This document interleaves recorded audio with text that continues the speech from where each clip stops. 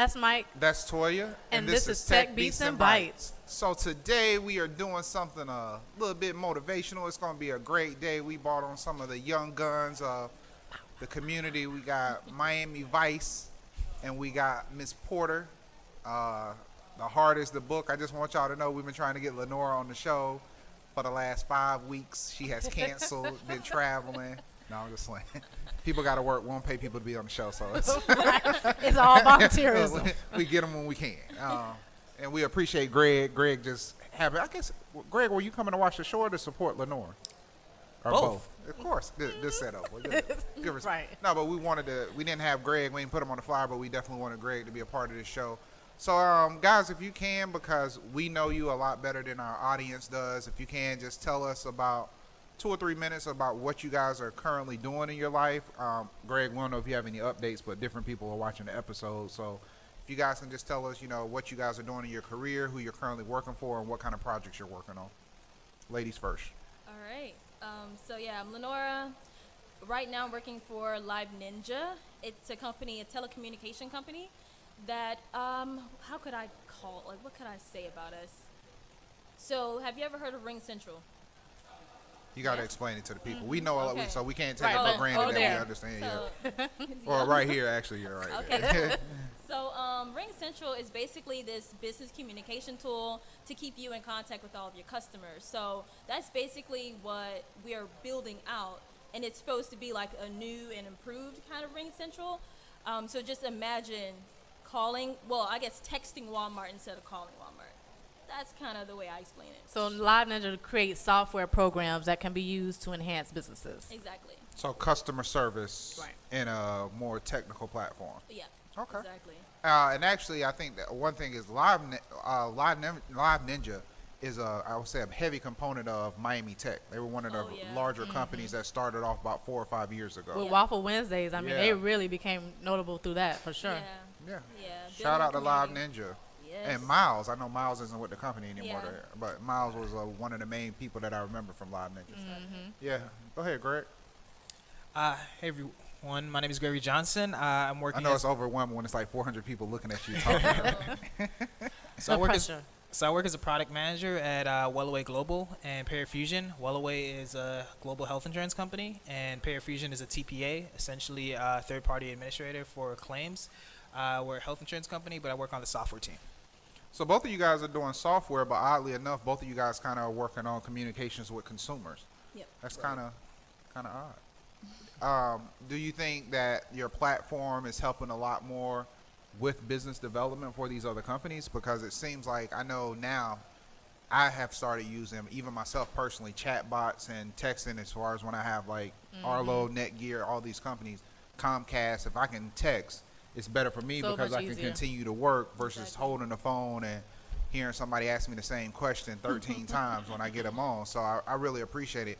Do you feel it's actually helping companies with their bottom lines? Have you guys seen results with what you're developing? Oh, yes. Especially when it comes to call center agents or the agents that work with us, they're talking about, huge drastic changes in the way they actually perform.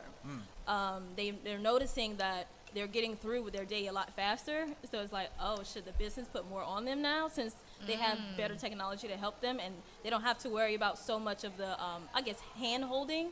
They can just go ahead and just leave some things. So a blessing and a cursing kind of. It is a blessing and a curse. So it's like we're helping, but maybe not. It's too efficient. Yeah.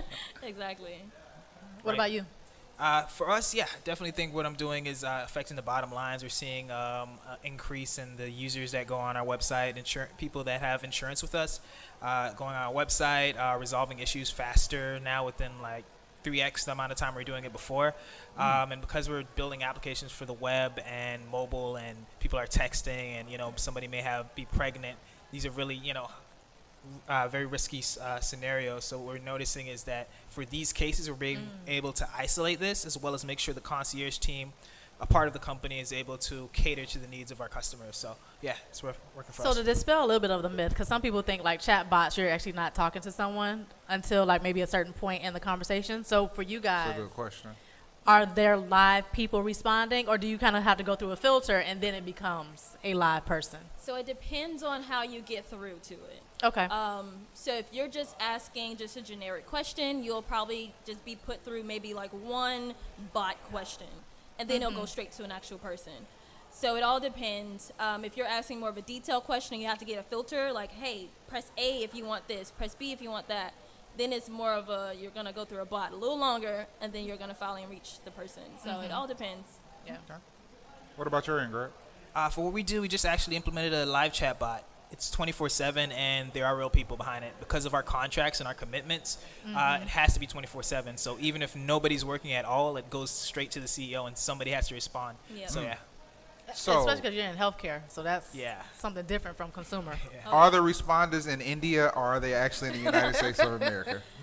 Well, for me, it all depends because these companies are using our technology. So Right. if they're using Indian people, you know, then that's what it is. So you're But just doing the software. framework. So I'm just you, doing the software, so I'm not going to tell them, hey, you Right. should. Yeah. what about I you, don't know. Greg? Where are most of your responders coming from? Where are they coming from? Yeah. So everybody responding is coming from here in Miami, Okay. from a company, and we get people from everywhere. Europe is pretty popular for us, France in particular, and yeah, it's 24/7 on the software and making sure that these messages get to the right people, as well as the concierge or whoever's answering that phone has access to the information of the member, and their health information is super important. So What about language barriers? How many different languages are being like translated Developed, and yeah.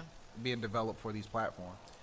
So for our company, we have people that speak Spanish, French, Portuguese, and if anything that outside of that bubble, we have kind of a translator on staff, call actually, Oh, okay. to answer that. But yeah, that's what we get. They seem pretty big because we're just getting started. Okay. And we don't have all of that. Okay. We're about to launch in June. So this will be our first rollout to really see how well we're Yeah. handling things, because right now everything's kind of internal. They're using our process. They're seeing how everything works, but we haven't tested it out yet.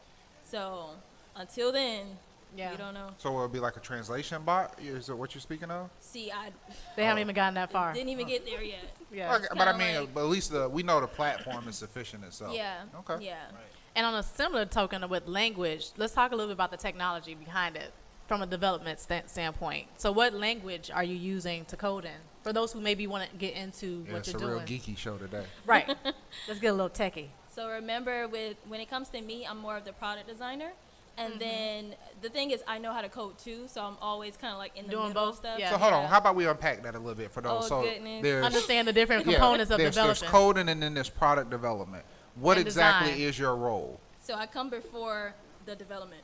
Okay. Before they even get to the product, I create all of the designs, I create all of the processes, I create all of the stuff before it gets to So the- you're working in Photoshop? well, Or what are you working in? Photoshop, we don't do that no more. Okay, so what you working in? For those who may not know. Yeah, we're using Sketch. There's Uh-huh. new technologies now. Envision app has come out with some great things. Yep. It's still in, I don't want to say beta, but kind of sort of beta. So I haven't switched over there yet, but Sketch is my go-to. Nice. So back to the Oh, process. Yeah. the code question. So we're using React.js, which is a quite new technology. For right now, to me, I love React because it's more design focused. You have to build out components versus component based. Right. And you're able to build out everything by what you see and not so much of the logic. The back end. Yeah, but Yeah. I mean, it has to go there. But Right. you start. But you start from the front instead of which is working what from I the love. back. Exactly. Yeah. I hate working from the back because I'm like, look, no. Right. You're just You seeing a lot of miss me. code. Yeah, I'm more Yeah. design. I'm a design mind. Visual. So, yep. Well, that's good for visual people versus those who just want to be in the Exactly. code. Right. Oh, that's cool. For us, we're a .NET shop, so .NET, C#, Azure, Rackspace. That's kind of what composes us. We also have F# for unit testing. For us, because of also access, the way my work is structured, I'm more in the management role. So for product, focus more on the product development end. But I work with a team of engineers, and I'm really focused on the requirements, system design, testing, and then maintenance. So every time a software, a piece of code is released, my job is to make sure that the features that are prioritized are what are important for us, and it meets the needs of senior management or our customers and our users. Well, we got through that part. Right. Now we done got through the techie stuff. Let's get to the fun stuff. Right. Both of you guys came into the scene about 3 or 4 years ago. Lenora, I know you came through WinCode. You want to kind of tell some people about that experience that you had? So WinCode was great, but remember I came in at like the sixth class, the sixth cohort, so things weren't really nailed down yet. Okay. And when I left, I felt like I didn't know or learn anything, and I had to kind of reteach myself all over again. So did you know how to code before WinCode? No. Or okay. Not at all. So They you didn't. did- You felt like you didn't learn anything, even though you didn't know how to code before. Exactly. Wow. I'm like, I think I know the same amount that I probably you knew knew. before. Yeah. Wow. And I wasn't able to really land a job once I left. I had to rely on my old knowledge, which was design and getting things to look pretty. And that would really help me get a job, not so much of The the coding code. boot camp. Yeah. Interesting. What's the question? How did you get into How'd you get it? She into went it? through WinCode, but how did you Yeah, kind of get your into process. everything? My process was different. I came up kind of independent, doing a lot of internships, going out in the community, networking a lot, and kind of just staying in circles with engineers and software programmers, specifically in healthcare. I remember coming to this building just to stay within that area and niche. And for me, it was all kind of like personal experience, learning the design aspect, learning how to do front-end engineering and what that's like for building applications. That's how I got started. And once I got my foot in the door, it was kind of just applying that skill, staying within a certain expertise, and letting the people that I was with or hanging around kind of teach me what they learned. So for me, I hang around a lot of people that were .NET, C#. They had a software architecture background, and they would show me little things, especially if they needed help with projects. And starting my own LLC and managing my own projects and getting little contracts here and there. That's how I started. I want to piggyback on what he said because he talked about some languages that they're kind of old. And when we learned, well, at WinCode, we learned Ruby on Ruby. Rails, which Okay. was not so popular down here. New York and Cali, it's very popular. I could have got a job like nothing, but down here, not so much. So I kind of learned the mindset of a programmer, not so much of how to code. And the network is what really sealed the deal. If anything that I got out of coding boot camps, it was actually the network, knowing what's going down over here in this area, what's Winwood, because I didn't even know about that, back then. Yeah. What's CIC, what's the hotspots, what is Waffle Wednesday? That was something I didn't know about either. Yeah. So So it was less about the language and It wa- understanding the jargon and who yes, to communicate it with. was more of that for me. That's what I learned. So I did learn something. Right. Yeah. So what's the primary language in South Florida? What do you think? I think if it's an old company, it's more of those .NETs and those kind of languages. If it's a new company, it's more JavaScript. I think it too also maybe depends on like what you're servicing, because yeah. .NET has a different purpose than like JS. Oh yeah, most definitely. Well, what were you gonna say? Yeah, I was going to say for the older companies, definitely a lot more .NET. I think the younger companies right now are kind of adopting kind of the Node.js and, Mongo. They're very hipster. But for the old, like, ancient companies with Don't very do that. senior, Don't do that. very senior management, I think Right. it's comfortable for them to say, okay, let's stick with .NET. Let's stick with what we know and what our friends are using as platforms. Yeah, and plus if you have a lot more like corporate clients, Yeah. corporate entities usually work because they're older, right? So Yeah. they're not as agile, and they don't necessarily keep up as much as with the new languages. So Yeah. you'll find a lot more of that like .NET and Yeah. all of that good stuff. So what do you see as like kind of some of the missing components? You went through a program, said you really didn't know how to code. You started learning how to network, so you're networking. What do you still see as maybe some of the missing components of these boot camps and just really maybe connecting, I guess, individuals seeking jobs to these coding jobs or to tech jobs? Is there a missing component that we still haven't discovered yet? Oh yeah. I think the missing components from my standpoint was not so much focusing on code. Code is one piece of it. And because I went through the design route, I had to kind of teach myself all of that because that is the first step. You can be a bomb coder, but it looks ugly. Who's going to look at that? Absolutely. Right. UI, UX is very important. Very Yes. important. Very I feel important. like that's the first step. And I don't feel like right now I think Ironhack does a good job at bringing in UX. WinCode is starting UX as well. So I see they're starting it, but when I was 3 years ago, it wasn't, here. And another place that I think that needs to be just a little bit better is the actual apprenticeships. Sitting down with good coders and learning.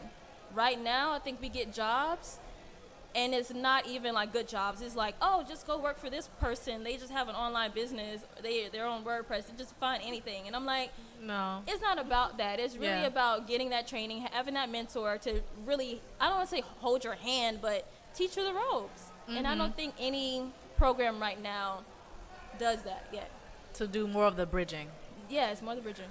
Yeah, Nice. for me coming up, networking in the scene in my circle, I remember going to some of the people that were in my close circle that I really respect as coders and engineers, and they kept telling me, Gregory, don't do any of these boot camps. Don't do Iron Hack, don't do Win Code. And not to shame any of the boot camps. They were just saying that for them, they were seeing a lot of people coming to them afterwards saying, hey, can you help us get jobs? And the skills that they found from those the same. people, Yep. not everybody, like Lenora, Rockstar, weren't necessarily on par. So what they kind of navigated me to was kind of like hard set of skills that help you in product design, product development, and understanding how systems are designed, kind of like what drives sales, Yeah. analytics, how you talk to executives. And, you know, at first, I didn't really believe them because everybody was going to Winco. Everybody's going to a Yeah. boot camp. So I'm like, I'm going to miss out on this wave, and I'm just going to not get a job afterwards. But I learned to kind of trust my network and actually look at, okay, what are these people doing in Right. their careers and professions? And after doing that, you know, couple years in, when I started getting these interviews and started getting more contracts and meeting more people and getting my first job, I realized, like, wow, the skill sets that they were actually setting up for me actually helped me work with engineers and designers and drive that bottom line and drive revenue, which at the end of the day, if you can go to any interview and say to employer or any contract and say to somebody you're trying to get a project for, hey, I help drive revenue XYZ, and we got it from 5 figures to 6 figures to 7 figures. Hired. Yeah, hired. Yes. They don't care anything else as long as you can drive sales, Yep. and then that kind of like gets you in the door and keeps getting these jobs for you. Oh, yeah. So what made you guys both decide to stick with the industry? Because sometimes, especially for you being kind of early in Miami's development with it, it was a little hard because you're trying to find your footing. And if it wasn't quite right, you may have like reserved back to whatever you were doing before. So what kind of made you guys decide to stick with it, continue moving forward, and just finding your own path? See, before the Win Code thing, I was always into tech. It never was a moment where I'm like, oh, maybe I should go back. It was always, I need to go to tech. I was a teacher before. Okay. I taught at Miami Carroll City. Didn't know that. Yeah. Oh, that's another question? No. So it was very fun, but at the same time, I realized even as a teacher, I needed technology a lot more than I thought I did. And it really, to me, drove me right back to my first love, technology. So trying to navigate all of that and it being so fresh, to me, I thought that was the fun part in it. Just trying to figure out, okay, I'm really building Miami at this point. Miami barely has a tech scene. Right. If you come in at the beginning and then you stay around a little longer, Exactly. you will be one of the big dogs after Right. a while. So I'm like, I would rather start at the bottom and work my way up, build Miami the way I feel like it should be molded, and then go from there. Because I have a say, I have a voice here. If I go to Cali, I will not have a voice. Right. So, You'll just be one in a number. Exactly. So Yeah. I love this scene. I like what I'm doing here, and I would definitely stay. That's what I tell everybody all the time. The opportunity to build something up and see the Yeah. impact Yep, just yep, blending in. Yeah, that makes sense. What Bert? about you? For me, I started in high school. So for me, I came in and I knew I wanted to be an entrepreneur, somebody in business, and technology just happened to be what all the events were about and what everybody was kind of talking about. And for me, healthcare and technology seemed to be a big industry. And I started sticking with it really because I started seeing the checks, and I'm like, okay, these checks coming in nice. I'm Exactly. looking at everybody else, from family and, whoever's from within my original community outside of tech. And I'm like, I'm barely 20, and I'm pushing, more in income and job opportunities than some people that I know that are 2x my age. So that's what made me stick with it. And healthcare was just really place and location. I started off in this building right near all the hospitals, and that's the people that I met, and that's what I had knowledge of. And in this space, domain experience is everything. That's how you become a product leader, and that's how you can drive the best decisions that I found in building software and designing it to match Right. a user's needs. Yeah. Yeah. Yeah. No, that was a good point that you made about sort of taking stock of like where you came from and how tech allowed you to move beyond sort of what your surroundings were. And I think that was a good thing that we talked about when Misha was on. Yeah. About how, you know, she realized the opportunity in tech and decided to step out and get involved in the community that she may not have even felt was for her based on the surface. But a lot of people aren't going to be risk takers like that. So Right. she's an anomaly to the situation. But I mean, have you guys seen any areas of pushback, higher levels of comfort? What's been the like experiences you've been going through? I mean, Greg, we didn't really get into this when you were on the show, but just in general. For me, yeah, I've definitely seen a lot of pushback about my parents, about the way Really? I Why they talk wanted you to stay sometimes. being a teacher? They want you to stay in education? Wow. No, not so much of that. Okay. But they expected some things from me that I guess didn't have. My very first interview was brutal. Like, I mean, I went to UF, so he's like, oh, if you went to UF, you should know this. And I guess I wasn't knowing that. So he's like, you went to UF. And I'm like, okay, but I came here to just design your website. I did not come for all this math questions. Like, I just didn't. So it was more of this, like, I don't understand how you don't know this. And it was, I don't know, it's kind of brutal to me because I'm like, I just got here. I mean, I haven't even got my feet wet here enough to even know what you're asking me for. He was asking me to create like a business strategy for him. If you're like, But you're a designer. That's not your role. if I'm just 6 weeks Sorry. into tech, Look, that's the PM in me. Look, I'm resource managing for you. Go yeah, ahead. I'm like, no, you're looking for a strategist. You're not looking for Right. me. And yeah, maybe I'm not the right person, but it definitely hurt my little heart, you know, my little feelings in the beginning, not really knowing that this industry is like that. So now it's like, I have a game now. I know how to talk back. But before, I was just like, oh, let me be quiet then, because clearly I don't know what I'm talking about. Wow. So it was brutal. Yeah, it was brutal. It was rough coming up. You know, we had, for me at least, I had my own LLC. I was trying to do my own thing. I was working with all these tech companies. The companies were failing. Revenue was, you know, non-existent. There was a heavy loss. And it's like kind of seeing all these things as well as realizing that, hey, I'm picking up skills.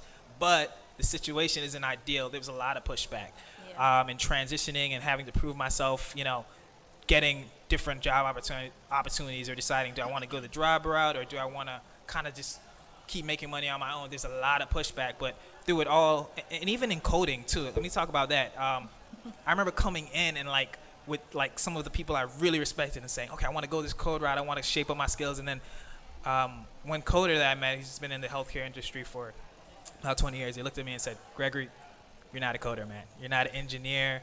I know this is what you want to do, but I know that your skill set and your talent is in these areas. Let's help shape these areas. And I promise you, you're going to make as much money as you want and do what you want to do and continue driving tech and software. So I had to kind of trust not only this person in this conversation, but the experiences that I was getting and knowing that in myself that, hey, I have a true skill set here and I have true records of, you know, improving revenue and getting money, and I can do both. I can go corporate or I can do my own company. I can be fine. So taking all this pushback, I think what I learned from it was be true to yourself and don't, you know, look at other people and look for validation in other places. Because if I stuck with the WinCode route or Iron, you know, whatever the name is, Iron Hack or something like that, I wouldn't be in the spot I'm in now. Period. Why do you say that? I say that because I'm at a company right now, you know, we're good size. But last year, this company, like, we went through a lot of the turnover is incredible. People coming in and out the door, master degrees, a lot of experience. I'm one of the youngest managers, only one, well, not the only one. There's another guy, he's dark skinned, but he's Latin, that's black in this position. And people have told me, they're like, I'm surprised you're here this long. Most people, 3-4 months, they're out the door, no matter how much experience they have. So I'm in these meetings, and I know people that have more experience than me, older than me, have been in this position, yet I'm still here. Why? Because I'm driving results. Yep. If I wasn't doing my job good, I wouldn't be here.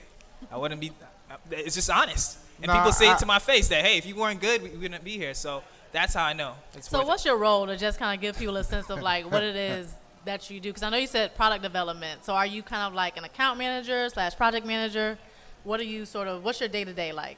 So I came in as a product manager, and I started managing there's two companies, just to give y'all background, and there's 2 different systems. So I came in as a product manager, but then I started getting more projects, and we have like over 113 projects right now. It's crazy. But my role is essentially managing the projects that are assigned to me from upper management and making sure that it's seen to completion. When that, with the way that looks on a day-to-day basis is, let's say it's this team of engineers, designers, sometimes we even have doctors on board. My role is to make sure we shape this project, requirements are on point, system design is logical, and we can scale this platform and application. Once the developers are implementing it and I review the code, making sure the testing is on point. That way when we release the specific product, we're not only just meeting the goals of the management, but we can kind of take the analytics and measure and say, this is how successful we are from this. So it's kind of management, it's design, it's a little bit of coding, but my role is an engineer. It's simply to facilitate and make sure that we're making money. I'm going to ask you a question as politically correct as I can. Do you feel your pushback is ageism or racism? The racism question is a loaded question. I'm not going to answer that because, I don't know who's going to watch it. But I think it's definitely related to age.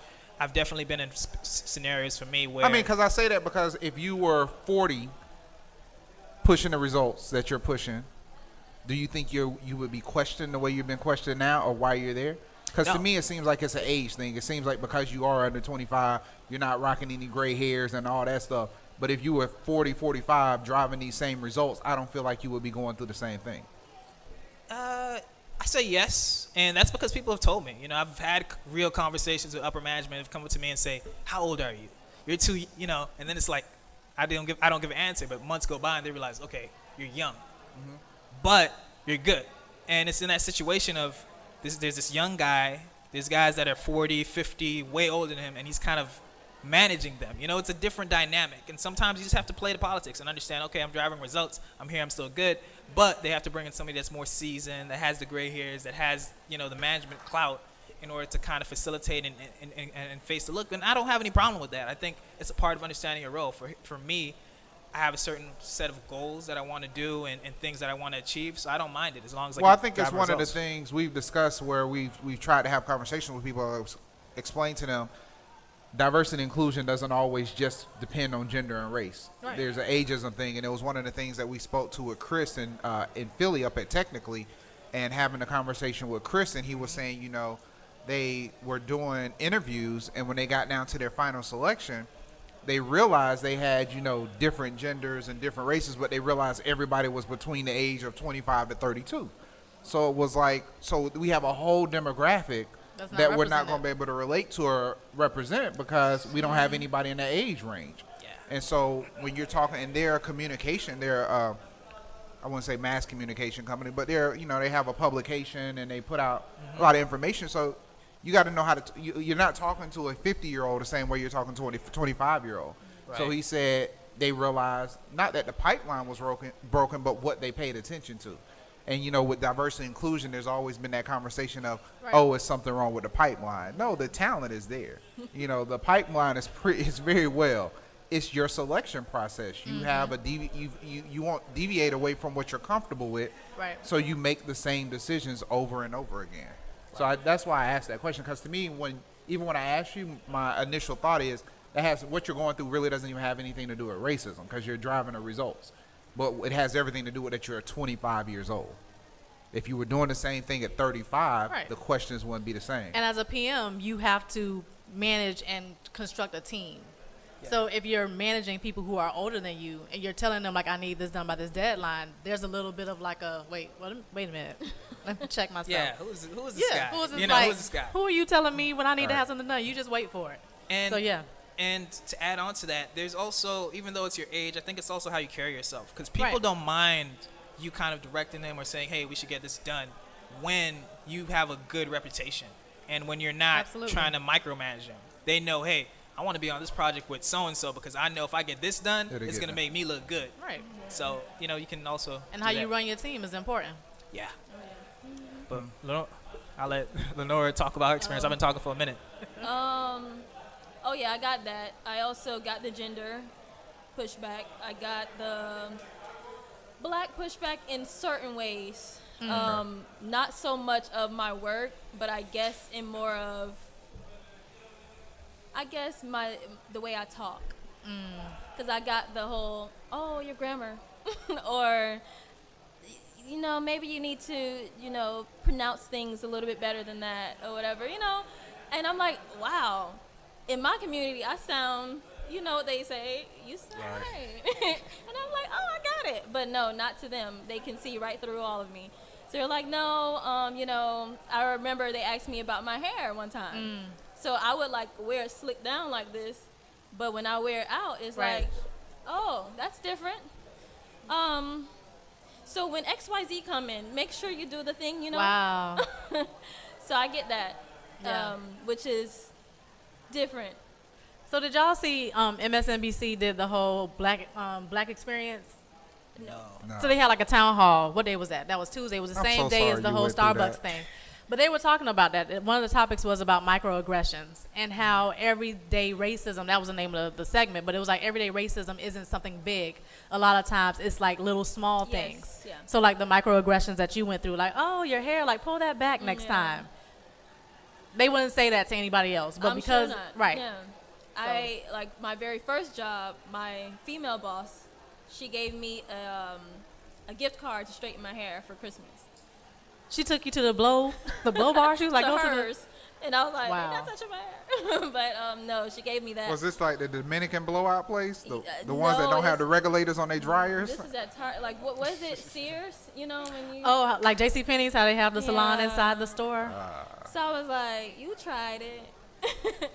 So it was very, to me, disrespectful. Yeah. But I just decided to give it to somebody else who could use it because, no, I'm Right. not. So I Microaggression, everyday racism. I came in the next a real day, thing. hair out.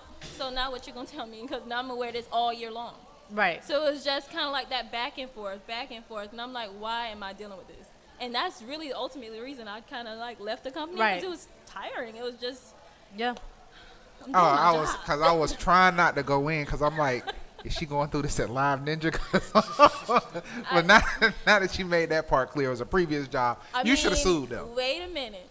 Let me not say no fully. I've had issues, and the thing about Live Ninja, which is awesome, is that when I do talk to them and I explain why it's a problem, Right. they fix listen. it. They listen. They listen. And that is the first time that ever happened. So I have to get more comfortable saying something because usually I just get mad and I'm like, 2 weeks notice. And then, I'm out. On to the next. So I'm like, no, let me try to find my voice here. Let me try to talk. And so far, it's been good when I do say something. But I think that's one of the biggest problems with diversity, inclusion, racism, all other issues is just simply we're not having the conversations. No, And yeah. granted, I feel some people are inherently just evil people and just angry for no reason. I do believe some people genuinely do things that they're not aware Yeah. of that make it offensive to other people. We've had the whole conversation with black women don't touch my hair. And most men wouldn't understand that, but I actually experienced that when I used to have dreads. It was just people would randomly walk up and be like, Yes. personal space. Right. I groomed these. I don't know you. You don't get to just I don't know walk where your up hands been. and start touching me. And I mean, in the middle of a restaurant. Yes. Yeah. Can I touch it? No. No, I'm trying to eat. It's so neat. I don't know you. Are you, at least offer me a drink and have a conversation. But can I touch And your then hand? touch. Right. If I say Maybe. yes. If I say Depending on what yes. kind of liquor you bought. Was it whiskey Right. or? Or bottom shelf. Ain't nobody doing that. You got that's a house drink? Nah, you Right. can't touch it for that. But at least you're speaking up because I can only imagine there's so many people that are going through this that Don't say anything. they can't say Yeah. anything or they don't feel empowered to say something or they feel they have too much to lose if they speak up. And it takes a No. lot of courage to Oh be my able to speak goodness. up. I had to have test runs with my mom. Okay, I'm gonna say this, you're gonna say that. Okay, let's practice. And I had to write it down a few days Yeah. just to get prepared. That's good sometimes. Yeah, I'm not used to those kind of conversations. So when I had to have it, it was just like, okay, these are my points, and I brung in my little piece of paper, and I'm like, all right, make sure you hit these 3. And I was like, wow, I have to go through all this just to say something, but it was very uncomfortable. I'm glad I did it though. Speaking of microaggressions, I think we should get in these streets. Let's do that. So, these streets have been talking, y'all, this week, all about what they been talking about. Pusha T and Drake. So, Not gonna lyrical go slaughter right of 2018. Right. Not gonna go into the whole rap battle, but we are gonna talk a little bit about the whole blackface thing. Hold up, before you do your piece, Go. I just want you to know, What's Trevor that? Noah talked about Pusha T That's and what I'm Drake's saying. Trevor It's Noah everywhere. in between the scenes. Trevor Noah went in. Everywhere. Trevor was like, this boy has done investigative reporting. This is no longer a rap battle. He dug real deep. I'm sorry, and but pulled it up and was like, "Bam, take that, Drake. Take that, Drake." Said Take Robert that, Drake. Mueller probably called Pusha and was like, I need Need you to Pusha help on my me. team. Help me Boy, do this with serious. Trump. Help me. That Help was you. the funniest. Okay, but go ahead. Yeah, I'm sorry. but no. So really quick for those who may not know. So basically, Pusha T responded to Drake. So Drake did a whole clap back at Pusha from the album that came out called Duppy, and so Pusha responded back with a story, the story of Adion. Right, so the cover of that has Drake in blackface, and it's an actual photo. So the photographer of the photo, because there was a whole debacle on social media talking about if it was real or if it was Photoshop, and the photographer came out and was like, no, that's a real photo. I'm not in the new age. I don't Photoshop my stuff. This is real. So the conversation now, Drake, of course, did not respond back yet with an actual track. He did actually come out and post a letter on Instagram explaining what happened with the photo. And basically what he said is that the photo was taken as an artistic critique basically of the industry, because a lot of times black actors get typecast. That's a paraphrase. It was long. You could Google it, pull it up, and read it for yourself. But wanted to bring the topic up to see how we feel about that and if we think that that was a valid response to the blackface. I'm gonna wait it out a little bit longer. You gonna wait it out? Yeah, because I have seen this response. I've seen it, and I understand. Back in that time, we used to do a lot of stuff just to get, Some sort of laughs light. yeah, and Back in that time being 2007 when he took the photo. No, I'm not saying that. 'cause Oh, we used I be just on want to make MySpace sure when he now. took the photo. I just want you to know he took that photo in Yeah, 2007. it wasn't that long ago, but Oh, it okay. was before he was Drake as we know him It now. wasn't Drake the rapper. This is Right. Drake from Disney Channel. Okay, so if that's In the case- wheelchair, Drake. Okay. Just Right. wanna- It's acting It was Drake. It's Jimmy? acting Drake. Okay. Yeah, this we talking I about mean- Jimmy. Jimmy was typecast in a wheelchair. So I used to watch Degrassi. Okay. And Degrassi was very white people lives fully. Like, this is what happens in our lives, our rich lives, So Yeah, I didn't watch it. I don't know. Yeah.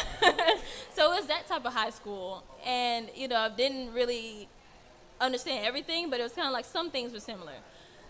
With him doing that, in that time, I can see how it came up. Because he was around a lot of people that probably was okay with that.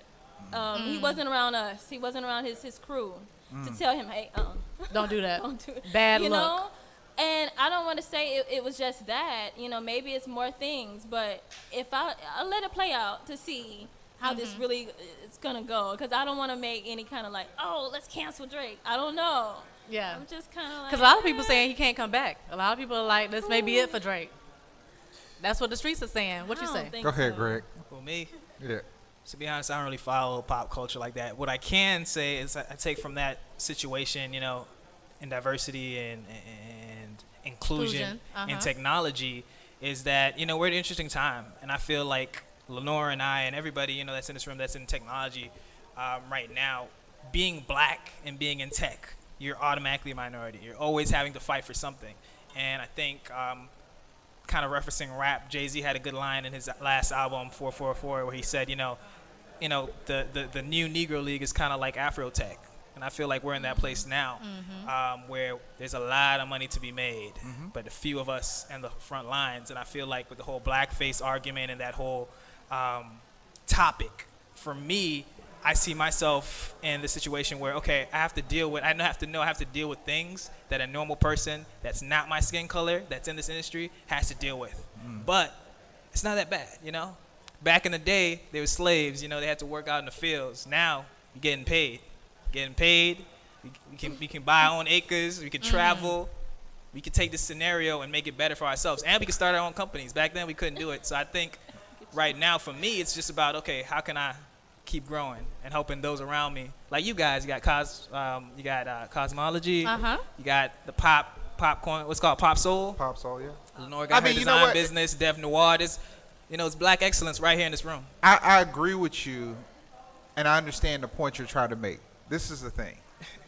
We can buy acres and we can buy lands, but a large percentage of the companies still are trying to give us subprime mortgages, and they're forcing it on us. That's still illegal. All right, there's still discrimination going on in the housing industry. But they rolling that back because they just rolled back the whole auto lending. Right. So you have that. Then, like with Jay-Z's line, the Negro League being Afrotech. Yeah, but the thing is, with the Negro League, they still went into our league and picked the best of the best players and put them in the Major League Baseball and shut down the Negro League when it was actually starting to do its best. They didn't shut it down when it was on the decline. They shut it down on its prime. We still have an unfortunate situation that if things get too good, some people aren't going to be happy for you. Blind trust. We'll get into that later today. Right. But the other part of coming more so, Lenora, from what you said and just hearing your response about it, like, you know, Degrassi, everything was good. Like, it wasn't like Drake got typecast in the Coonan on Disney. It was a Disney show. And the discussion we had earlier today was in 2007, if you guys saw Denzel in blackface, would you say he was artistically trying to express what he was going through in the industry? If you saw Denzel or Will Smith in blackface, would it be a jarring image to show what they're going through? We know what they're going through. Yeah. Being in blackface isn't going to do that. So I don't think you're going to get a Jewish person to put the Nazi symbol on them and, you know, put the swastika on them, even though related to that goes back to the history of the Indian culture, and that symbol represented peace and it represented so much more. Right, but when certain things have been tarnished so much, it doesn't become an imagery or an image that you're actually trying to make this bold statement. It's just a flawed mistake. And I think genuinely he may have wanted to dictate a message, but he could have dictated the message of that black face by putting on chains and baggy pants and different things to represent how we're typecast. You could represent that imagery because when you go and you could just pull the scripts. This is the role you're going to play as a black man, and you dress this way and you act this way. It didn't have to be a black face to get that message across. There were so many different ways to do it. And sometimes I think artistically we push the borders, but just because something is jarring or it gives you that jolt to where you're like, oh, I see what you're trying to say. It can still be a messed up way to say what you're trying to say. I mean, hell, I've done it on the show. I've had points I've tried to make, but the words may not come across right just because I haven't taken the time to do the research or to really think about how it's going to impact others. Yeah. So. Yeah, and that's what I was going to say, too, especially because, one, he's from Canada, right? So his understanding of blackface and the culture and everything is a little bit different from ours. And he's biracial. So his history with it. I ain't want to even say that point, but I'm just saying. But I'm saying, but his history with it is a little bit different from ours. So there is that part where, yes, and then if that's the case, too, if he's coming from a lack of understanding, then for him to then do that shows a level of disrespect because you're not even leveraging it from an understanding of what it means in order to then use it as a tool to critique and counteract what's happening in the industry. So, I don't know. And I think there's other things. There's other topics like recently. I won't really dive into it, but, you know, we've talked. We're actually going to try to bring somebody in, Lisa, to talk about the aspect of the blackface act that's going on in Miami in the Latin market. Like, it's not okay. It's just certain things are just not okay. And it's one of those things. It's like if you get into the whole use of the N-word. You know, there's still people, you know, my grandmother is not going to say it's okay just because you put the A on the end of it. Because she remembers being called that in Alabama as she was pretty much working as an indentured servant on a land where they still clearly had that this used to be a plantation. And she had to sneak corn off of the land that was right next to her little house to be able to feed my mother and my aunts and uncles at night. So it's just certain things that no matter how you try to twist it, certain people aren't going to understand it and they shouldn't be forced to. And there's a difference between, I would say, artistic freedom versus just blatant ignorance of a topic or a situation. Right. Yeah. Sometimes you need to control yourself. Artists can get away with so much, but it's like when Kathy Griffin had the head of Donald Trump.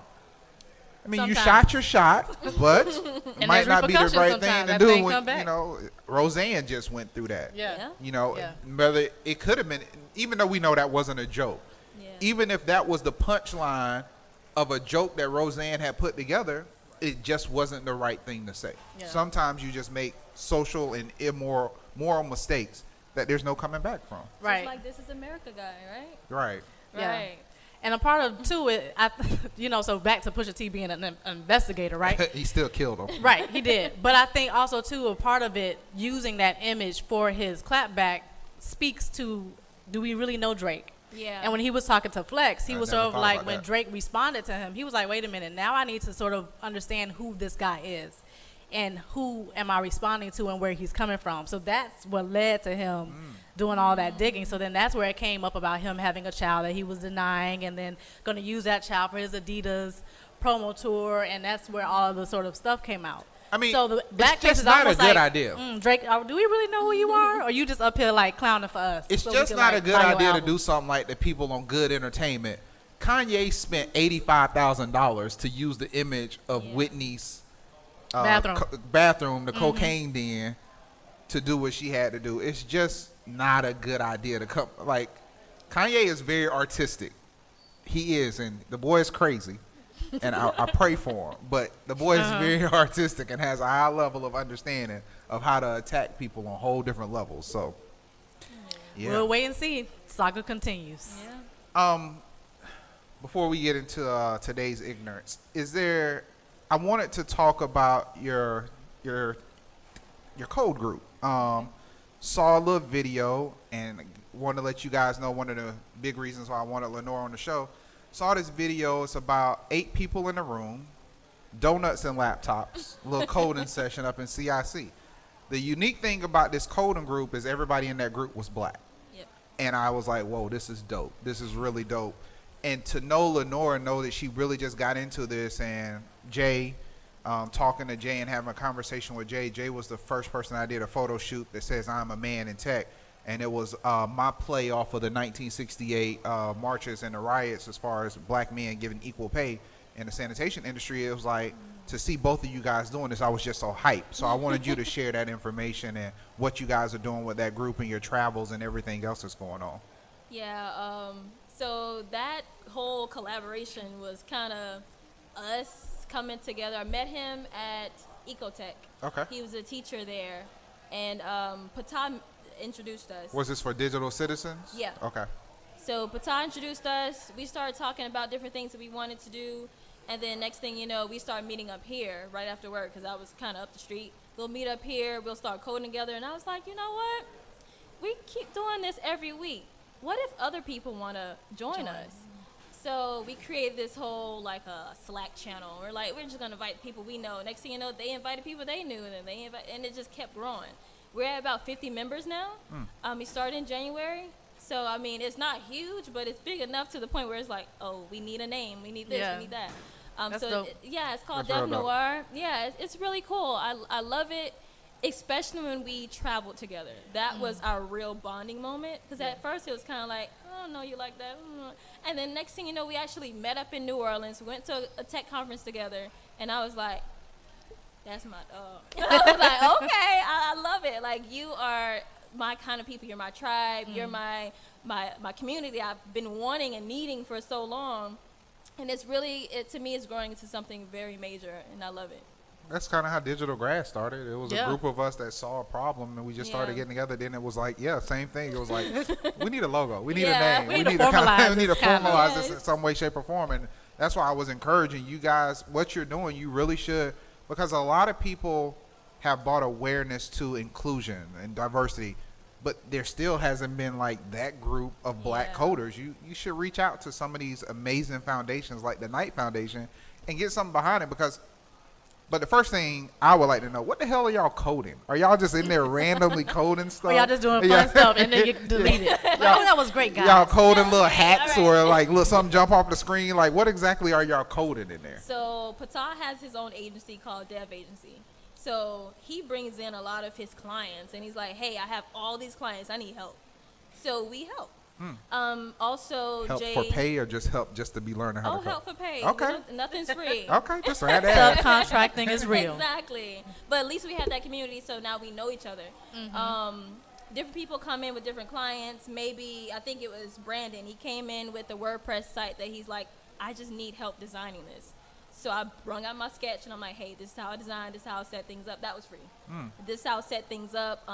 And the next thing you know, it's like, okay, we helped Brandon with this. Maybe we should actually create an event around sketch. So that's probably our next event that's coming up, where we're going to actually sit down, pull up sketch, have our community in there, and teach them how to use sketch. You guys sound like a super agency in the making. When I hear this is how large agencies are formed. Like, it's a lot of talent that comes together just to have a good time. When you think about Pentagram, these large agencies in New York, that's how they were formed. People just had a true passion for it. And the next thing you know, that one client that somebody gets, it's like, this client is way too big for me, but if all of us work on it. So I would just say, nah, you know what? I'll say it after I do my blind trust thing. But really quick, so what all resources do you have in the group? So designers too, developers, wireframers, what do you have? So I'm the only like seasoned designer in the group right now. Most of us are devs. Everyone at least has 1 year of experience. So right now, I ask if we can just cut the amount of people that come in, because we don't have the bandwidth right now for too many capacity juniors. to teach. Yeah, so I'm like, okay, we need to only teach people that kind of are already in the field, that just need a little boost or whatever, not so much of the whole hand holding, because we're not a boot camp, you know. Right. So just trying to navigate that, and that's kind of been a struggle because everyone wants to join. And I'm like, so just give us another year for you. But I don't want to turn people away. We're about to start giving out members-only jackets to get right. Or either having auditions. Sorry, No, come back. Try again next year, guys. I feel like that. It sounds like a fraternity, a co-ed fraternity and sorority. Like, we look. Rush is in the spring. It's not working right now. Just keep attending some of our social events. Yes. Right. We know you're interested. Yeah, we got it. Don't wear our colors though. No, please. And don't walk on the grass. Yeah. I'm just saying. Oh my God. And be on time. Right. So, Greg, when you see groups like this, I know you're more so our silent culprit in the corporate world. I just feel you're going to do very good there and end up starting something on your own. But when you see things like this being started by someone that is truly a peer of yours, how do you feel about that? Because 4 years ago, none of this was really happening down here in South Florida. Yeah, it's great to see. I mean, I saw Digital Grass. I mean, I remember on some of the sessions when you guys were brainstorming, Dev Noir, I happened to be around, and I saw you guys doing it, so I think it's great. You know, that's how all kind of big communities here in Miami were formed. Refresh Miami, a lot of them, really. Black Tech Week. Right. So when I see things like this, you know, I'm definitely for it. I'm definitely support it. Good Well, stuff. all right. So, guess we got to do this. Go ahead. Yeah. Dig on in. For today's ignorance, is actually about me. Dun, dun, dun. Yeah, I've seen Charlemagne do this a couple of times where he was the donkey of the day. And today's ignorance is about me, and the topic comes from the basis of blind trust. When you do a lot of stuff in the community, and when you really have the true heart of wanting to see other people succeed, sometimes you allow your kindness to supersede everything you should do when it's the art of doing business. And you push certain things aside, and you make certain expectations for people that you normally wouldn't do if you were thinking just about money. When you have blind trust, that requires you to remove all negative thoughts and all apprehensions that somebody could do something to harm you or to damage you in any way, shape, or form. And your only thought is, I want to do good by the people that I'm around, and I want to do good in my community. So you stop thinking about actually what can happen to you. And in blind trust, that is truly one of the situations where you have to know evil people will take your kindness for your weakness, and they will do everything against you. And one of the things that I've had to learn in this element of blind trust is it's not even that you can trust people as far as you can throw them.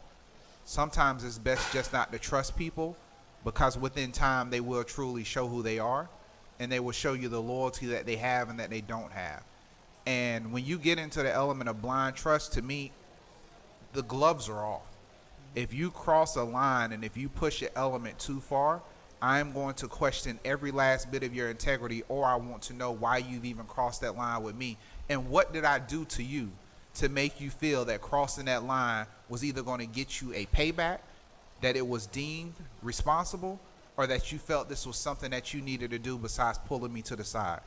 I remember about 2 weeks ago, 2 young brothers I know were having the same situation, and the main thing I did was just sit there and listen to both of their arguments. The whole argument and the whole conversation was ended over drinks and 15 minutes of talking, simply from the basis of a misunderstanding. But the one thing I realized about blind trust, some people just have a natural envy and hate in their heart that no matter what you're doing to try to uplift people and bring other people to the light, they simply don't want to see you succeed. I've said this before, and we've addressed it where people have talked about crab in the barrel. Crab in the barrel isn't just a thing that affects the black community. Crab in the barrel isn't a thing that's solicited or just limited to race. Crab in the barrel is something that we have to understand, because the natural habitat for a crab was never in a barrel in the first place. The moment you place yourself in a barrel, you know you're getting ready to die, and you're looking at the aspect of just surviving. So some people see crabs in a barrel as one crab pulling the other crab to crawl up to get out. Actually, if you have blind trust, a crab in a barrel is grabbing the other crab to save him from being lifted up and put into the hot scalding water to be dead. They're actually trying to save and help each other. Crabs will lynch on to each other to pull each other. Your perception is your reality, and if you have a negative perception and that's the energy you put off, that will come back to you. So granted, my blind trust has led me to situations that at times I should have stopped being just a friend and just an advocate of community. I should have been protecting myself and thinking of business. And the reason why I'm sharing this is because I'm sure I'm not the only person that's went through this, and I'm sure I'm not the only person that has experienced pain, whether it's from a business relationship to a personal relationship, where you embedded all your trust in somebody only to be blindsided by something you weren't expecting. At all times and at all costs, protect yourself. At the end of the day, I would say the only person you can probably trust is your mother and your father. Those are the people that may love you with the blind trust, because they gave you life and they gave you what they could to make you who you are today. Other than that, always protect yourself. So for today's ignorance, it's me. I've trusted people too far. I've trusted people without doing enough, and I've given a lot to the community, only thinking the energy that I'm putting out is the energy that I will receive. And if I'm given to help and to grow others, other people will have the same kind of thing. But greed and envy is an addiction and a drug that we never talk about, because it's not something you purchase. It's something that's embedded in you. So just be careful out there, guys. So I want to say to you two, thank you for coming on the show. Lenora, I know we had to chase you down, but I'm really proud of you. And Thank you. y'all know more than anything, not that we're a little almost twice your age, but not really. But just the fact of the matter is, we are always willing to have you guys on the show, because you are that next generation of hope. And I hope that through Digital Grass and through the things we've said and the private conversations we've had, we've instilled enough in you guys that you'll carry this torch, because the biggest thing I think is sometimes we are hoarders of information. Yeah. And we don't share the knowledge we have. And Lenora, I've had great calls from you. Gregory, I remember some of our best conversations with me just driving you home and just asking you how everything was. And I hope that I've given enough for you guys to know that in 3 or 4 years, I expect you to be giving the same thing back to somebody else. So I really appreciate you, what you've done. I want to give a special shout out and a thank you, because we only have one more episode for this season, one more before we take our summer break, to the Knight Foundation, Cosmology, Junction 2027, Digital Grass, World Famous House of Mac, and Pop Soul Popcorn. We'll catch you all next week. Thank you, and don't remember, if you can't trust anybody, at least you can trust yourself. Good night, y'all.